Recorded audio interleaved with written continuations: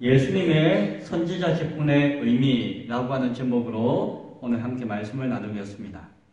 하나님께서 인간의 구원을 위해서 성육신하시어 이 땅에 오셨습니다. 그리고 그분의 이름은 구세주 예수 그리스도이십니다. 하나님의 신성과 인간의 인성을 구분되어지는 두 가지 본성을 가지시되 하나의 인격 가운데 가지신 것을 우리는 바라보았습니다. 이와 같이 우리가 앞에서 나누었던 것은 그 예수 그리스도의 그 인격에 대해서 우리가 말씀을 통해서 살펴보았습니다. 소리문답도 그것을 공부했습니다.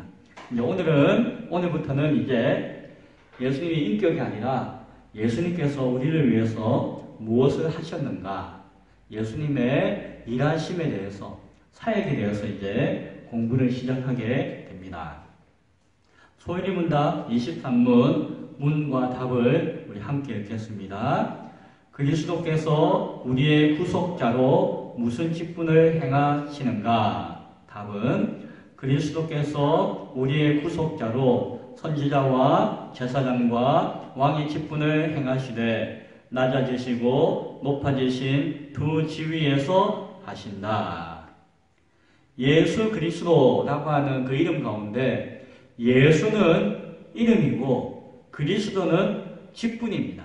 그렇죠? 김성훈 목사라고 할 때에 김성훈은 이름이고 목사는 직분이죠. 박연옥 집사라고 하면은 박연옥은 이름이고 집사는 직분입니다. 그렇죠? 그러니까 예수님이 무엇을 하셨는가라고 하는 것을 우리가 공부할 때에 그 그리스도의 의미를 이제 공부하는 것이겠죠.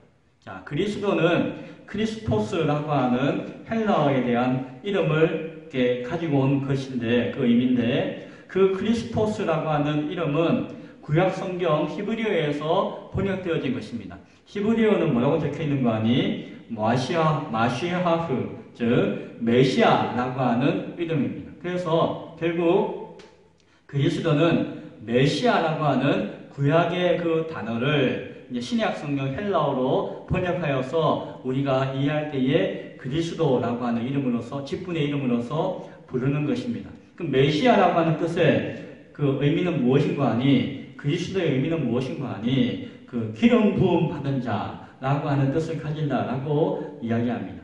구약시대 때 많은 직분들이 있었는데 그 기름을 부어서, 머리에 기름을 부음으로 말미암아 안수하듯이 기름을 부어서 그 직분을 임명하는 직분이 세 가지가 있었습니다.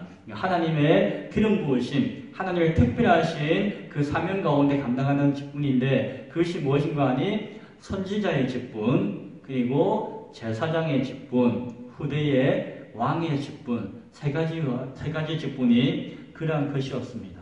선지자는 백성들에게 하나님의 말씀을 전하는 그 사명을 감당하는 직분이었고, 제사장은 백성들을 위해서 하나님 앞에 찬양과 제사를 드렸던 직분이 제사장이었고, 왕은 하나님을 대신해서 그 백성들을 통치하고 다스리는 그런 사명을 감당하는 직분이 왕이었습니다. 그래서 예수님이 그리스도시다라고 하는 것은 예수님께서 메시아, 즉 구약에서 예언되어졌던 메시아는 이 땅 가운데 선지자로서, 제사장으로서, 왕으로서의 사명을 감당하시기 위해서 이 땅에 오실 것이다라고 예언되어진 인물이었고, 예수님은 그 직분을 통하여서 그 사명을 우리에게 감당해 주신다라고 하는 의미가 담겨져 있습니다. 그래서 이 세 가지를 그리스도의 삼중직이다라고 이야기하는 것이죠.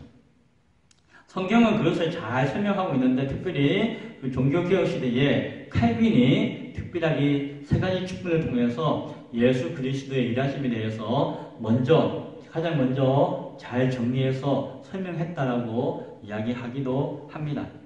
이 직분을 통해서 행하시는 것은 이제 이 땅 가운데서 두 가지의 지위를 통해서 행하시게 되어지는데, 그 하나는 낮아지심, 또 하나는 높아지심을 통해서 이 세 가지 직분을 행하신다라고 성경은 우리에게 이야기합니다. 소요리 문답은 그래서 나중에 27문과 28문에서 그리스도의 낮아지심과 높아지심에 대해서 다시금 이야기하게 되어집니다. 낮아지심은 성육신하심, 탄생하심, 고난당하심, 죽으심, 십자가에 달려 죽으심까지, 그리고 죽음의 권세 가운데 머무시는 그 내용을 그리스도께서 낮아지신 사역으로 이야기하고 있고, 높아지심이라고 하는 것은 그리스도께서 부활하시고 승천하시고 하나님 우편에 앉아 계시고 영광 가운데, 그리고 나중에 재림하여 심판지로 오시는 것까지가 그리스도의 높아지심으로 설명되어집니다.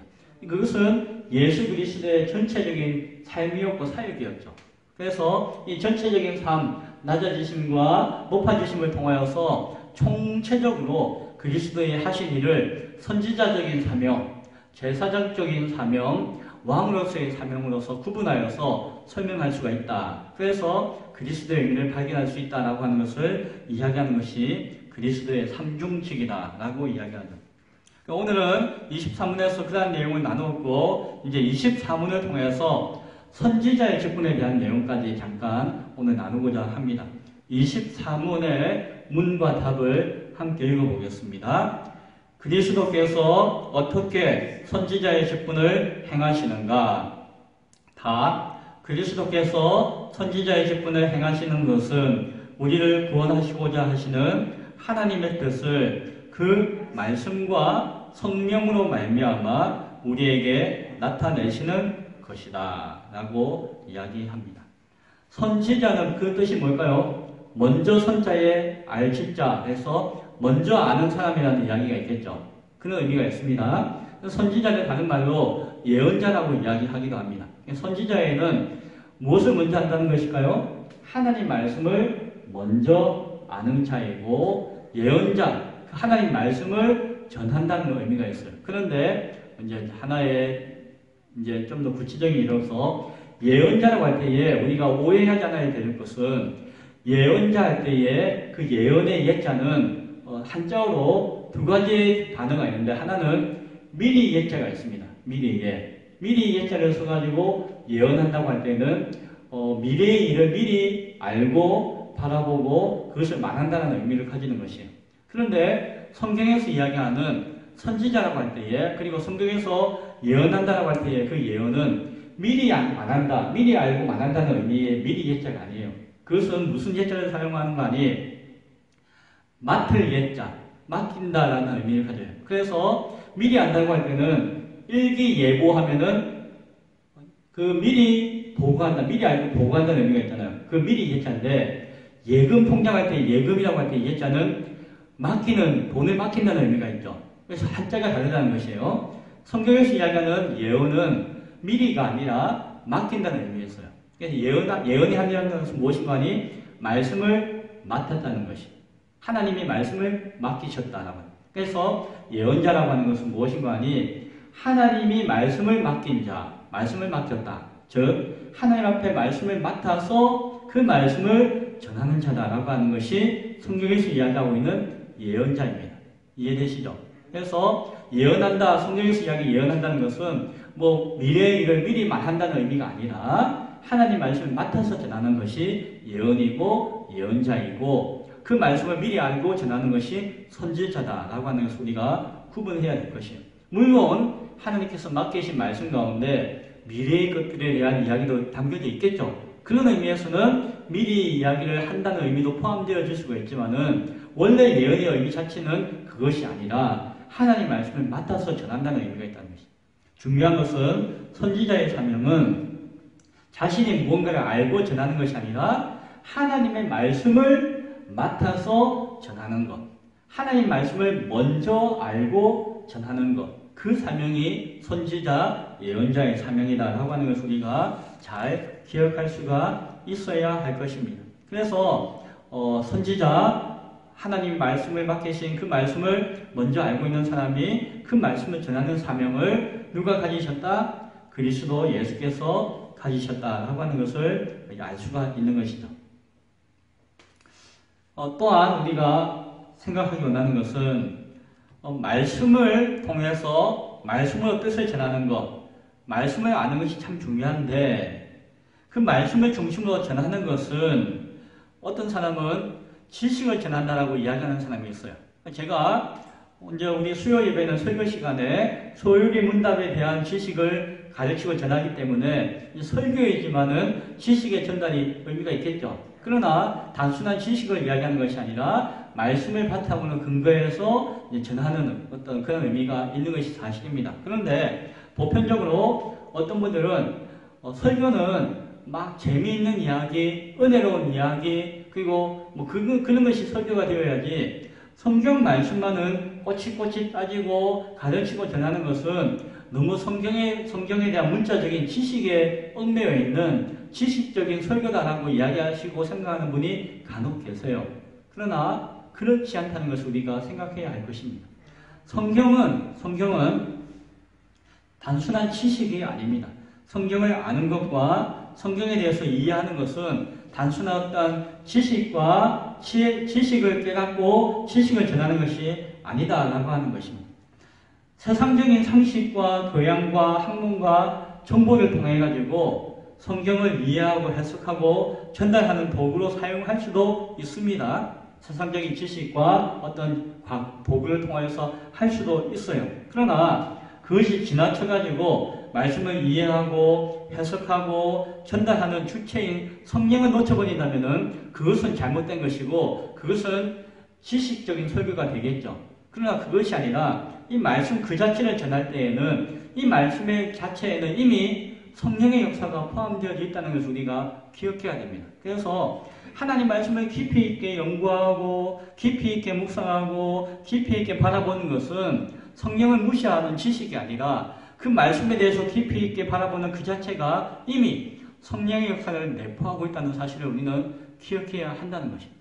왜냐하면 말씀은 성령과 떨어질래야 떨어질 수 없는 것이 하나님의 말씀이기 때문에 그렇습니다.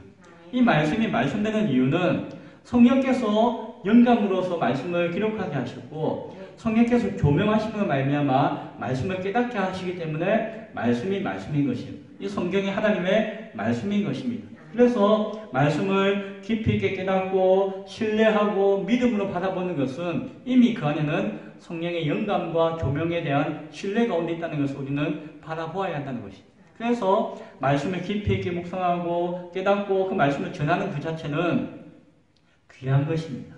또 성령의 도우심을 간구하는 것이고 성령과 함께하는 사역인 것을 믿으시기 바랍니다. 그래서 뭐 재밌는 이야기, 은혜로운 이야기, 감동적인 이야기, 또 내 마음을 흡족하는 이야기가 아니라 할지라도 성경을 성경 그대로 전하는 그 자체가 이미 성령의 사역이며 성령의 도우심이며 성경이 하나님의 말씀으로 존재하는 것은 성령께서 도우시기 때문에 그러한 것입니다.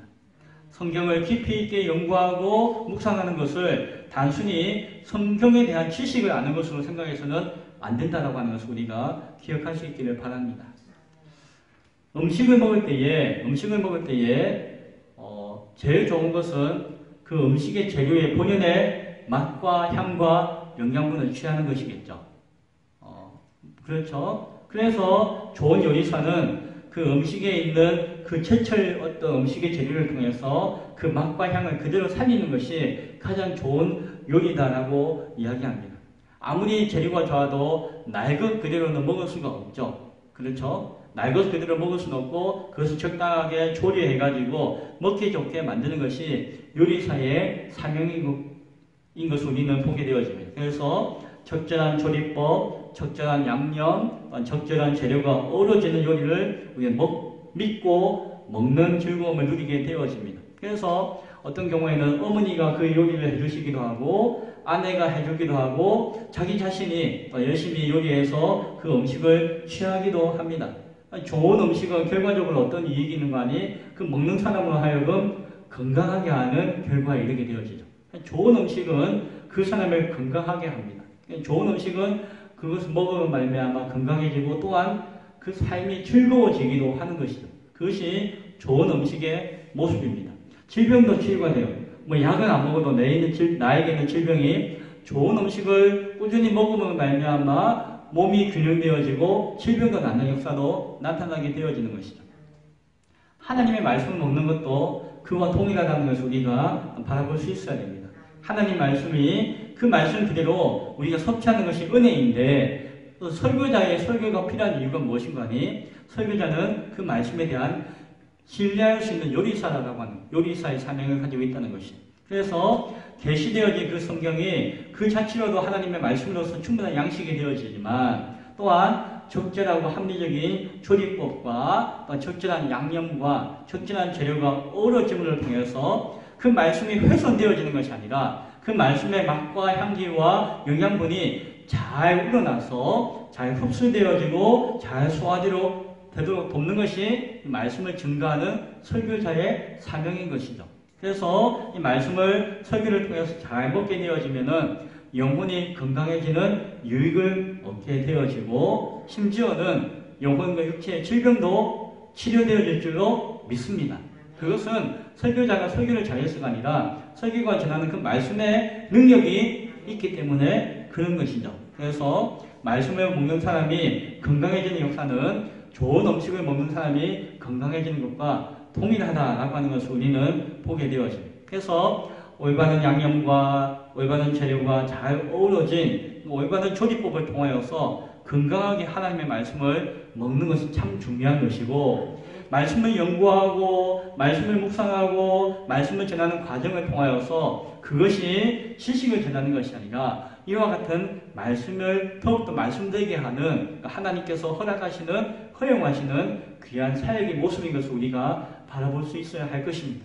그래서 우리는 귀한 요리사를 만나는 것이 중요한 것처럼 참으로 정직한 설교자를 만나는 것이 중요한 것이고 그 설교자의 삶의 간증과 어떤 지식이 아니라 그가 잘 조리하는 그 하나님의 말씀의 맛을 먹고 마실 수 있는 것이 복이다라고 하는 것을 우리가 생각할 수 있어야 할 것입니다. 예수님께서 선지자의 사명을 감당했다라고 하는 것은 예수님께서 그 말씀을 잘 전해주시고 깨닫게 해주셨다라고 하는 의미가 아니에요. 그것은 설교자와 다릅니다. 목사가 선지자적인 사명을 감당한다라고 할 때는 그 말씀을 잘 전하는 의미가 있다는 것이죠. 그러나 예수님께서 선지자의 사명을 감당했다는 것은 예수님이 말씀을 잘 요리해서 말씀을 잘 이해시켜주는 것이다라고 이해하는 것은 아니에요. 예수님의 선지자적인 사명에 대해서 우리가 좀 더 분별해서 바라볼 수 있는 것이 필요한데 왜냐하면은 예수 그리스도가 곧 말씀이기 때문에 그렇습니다. 예수님이 선지자적인 사명을 감당하셨다라고 하는 것은 예수 그리스도 그분 자체로서 말씀이시요 예수 그리스도가 증거이시며 예수 그리스도 자체가 선포라고 하는 것을 우리가 바라볼 수가 있어야 합니다. 따라서 우리는 말씀을 통해서 예수님을 취할 수가 있어야 합니다. 성경의 그 어떤 말씀을 읽고 나눔을 통해서도 예수 그리스도를 발견할 수 있고 예수 그리스도를 이해할 수 있고 예수 그리스도를 알 수 있는 시간이 될 수가 있어야 합니다. 성경 말씀 어떤 말씀을 통해서도 예수님의 향기를 맡을 수가 있고 예수님을 바라볼 수 있고 예수님의 그 사랑을 우리가 경험할 수가 있어야 한다라고 하는 것입니다. 그래서 말씀을 잘 안다라고 하는 것은 결국 그 말씀 안에서 예수님을 잘 아는 것입니다. 그래서 오늘 읽었던 본문의 말씀의 의미가 우리 가운데 깨닫게 되어지는 것입니다. 오늘 요한복음 6장에서 뭐라고 이야기했습니까? 제가 다시 읽을게요. 예수께서 이르시되 내가 진실로 진실로 너희에게 이르노니 인자의 살을 먹지 아니하고 인자의 피를 마시지 아니하면 너희 속에 생명이 없느니라. 내 살을 먹고 내 피를 마시는 자는 영생을 가졌고 마지막 날에 내가 그를 다시 살리리니 내 살은 참된 양식이요 내 피는 참된 음료로다. 내 살을 먹고 내 피를 마시는 자는 내 안에 거하고 나도 그의 안에 거하나니 살아계신 아버지께서 나를 보내심에 내가 아버지로 말미암아 사는 것 같이 나를 먹는 그 사람도 나로 말미암아 살리라. 이것은 하늘에서 내려온 떡이니 조상들이 먹고도 죽는 그것과 같이 아니하여 이 떡을 먹는 자는 영원히 살리라. 아멘. 성찬을 통해서 이해되어지는 말씀이라고 할 수 있겠지만 예수님은 자신을 먹으라고 이야기하셨잖아요. 그것을 믿음이 없는 사람이나 오해하는 사람은 어이구 어떻게 사람을 먹고 마시나라고 오해하는데 예수님의 의미는 무엇입니까? 하나님의 말씀을 통하여서 성경의 말씀을 통하여서 예수 그리스도를 먹고 마실 수가 있다는 것입니다. 하나님 말씀을 취하는 것이 결국 그 영혼을 살리는 생명이 되어지는 것인데 예수 그리스도를 먹는다는 것이고 하나님의 말씀을 먹는다는 것입니다. 예수 그리스도를 먹고 마시는 그 복이 말씀을 먹고 마심을 통해서 우리 가운데 나타날 수 있기를 바랍니다. 성경에서 특히 신약의 성경에서 예수님에 대해서 선지자라고 이렇게 표현한 적이 한 번도 없습니다. 오늘 우리가 예수님의 사명 가운데 선지자적인 사명에 대해서 공부하고 있잖아요. 그런데 성경은 한 번도 예수님을 선지자라고 표현한 적이 없어요. 오히려 의도적으로 예수님은 선지자라고 하는 이름 가운데 합당하지 않은 것처럼 그 표현을 의도적으로 피한 듯한 인상이 성경에는 있는 것을 보게 되어집니다. 왜냐하면 성경에서 표현되어지는 선지자는 그 하나님의 계시되어진 말씀을 전달하는 사람이라는 의미로서 사용되어지고 있는데 예수님의 역할은 그것이 아니라 예수님 그 자체가 하나님의 말씀이었기 때문이에요. 예수님 그 자체가 하나님의 계시되어 나타난 말씀이셨기 때문에 예수님은 말씀을 전하고 가르치는 사람이라는 의미로서의 선지자라고 하는 표현을 신약에서는 잘 사용하지 않는다는 것입니다. 그래서 우리가 예수님의 선지자적인 사명을 이해할 때에는 예수님께서 선지자와 같이 말씀을 가르치고 전하셨구나 라고 이해해야 될 것이 아니라 예수 그리스도 그 자체가 우리에게 나타나신 그것이 바로 하나님의 말씀이 우리에게 나타난 것이며 그것을 통해서 우리를 살리시고자 하는 그 하나님의 영원하신 말씀이 우리에게 증거되어지고 전달되어진 것이다.